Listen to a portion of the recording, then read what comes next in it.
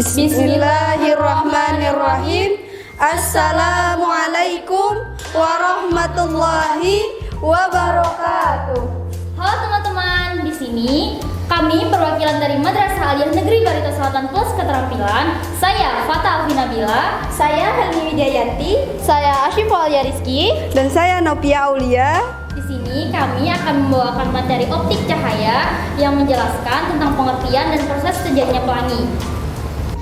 Nah, sebelum kita membahas tentang pengertian dan proses terjadinya pelangi, ternyata ada loh ilmuwan Islam yang pertama kali menemukan pelangi. Beliau bernama lengkap Syihab ad-Din Abu al-Abbas Ahmad Ibnu Idris al-Sanhaji al-Qarafi atau yang biasa dikenal dengan al-Qarafi. Beliau lahir di Bahnasa, Mesir sekitar 1228 Masehi. Al-Qarafi sendiri adalah seorang ilmuwan yang mampu menjelaskan tentang warna-warna pelangi. Tapi kalian pada tahu nggak sih apa itu pelangi? Masa sih kalian nggak tahu pelangi? Pelangi itu loh adalah fenomena meteorologi yang disebabkan oleh yang pertama, refraksi, yaitu peristiwa membeloknya arah rambat cahaya yang mengenai bidang atas dua medium.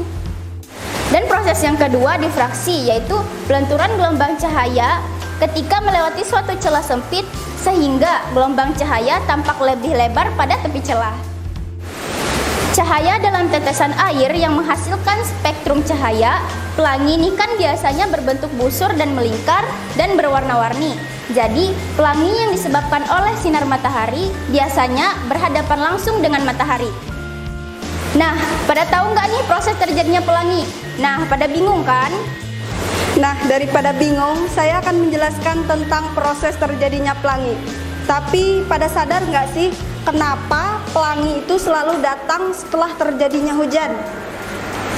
Nah, salah satu proses terjadinya pelangi adalah dengan adanya pembiasan. Matahari membiaskan sinar-sinarnya ke tetes air dan menghasilkan warna-warni indah yang terpisahkan. Kalian pada tahu nggak sih saat proses pembiasan cahaya matahari terjadi? Cahaya dibelokkan berpindah tempat dari perjalanan satu medium ke medium lainnya loh. Contohnya udara ke air. Nah, pada proses yang pertama ini biasanya disebut dengan refraksi. Selain itu, butiran air di udara juga dapat berfungsi seperti cermin kecil. Ketika cahaya matahari menyinari butiran air, sebagian besar cahaya tersebut akan dipantulkan kembali. Ketika terjadi hujan, udara akan banyak mengandung butiran air dan membentuk seperti tirai. Dan masing-masing butiran air yang kecil tersebut akan memantulkan kembali cahaya matahari yang datang. Namun kita semua pasti bertanya-tanya, mengapa cahaya matahari berwarna putih dan kenapa pelangi berwarna-warni ya? Nah, untuk menjawab pertanyaan yang satu ini dan pertanyaan ini berkaitan dengan proses pembentukan yang kedua, yaitu dispersi. Apa itu dispersi cahaya? Dispersi cahaya merupakan suatu proses fenomena terurainya kembali suatu cahaya. Nah, jadi alasan kenapa cahaya matahari terlihat berwarna putih tadi karena ketika cahaya matahari mengenai dan dipantulkan oleh butiran air, cahaya akan terdispersi sehingga melebar dan akan tampak warna-warni yang ada di pelangi. Lalu setelah itu ada lagi nih proses terjadinya pelangi yang ketiga, yaitu refraksi cahaya.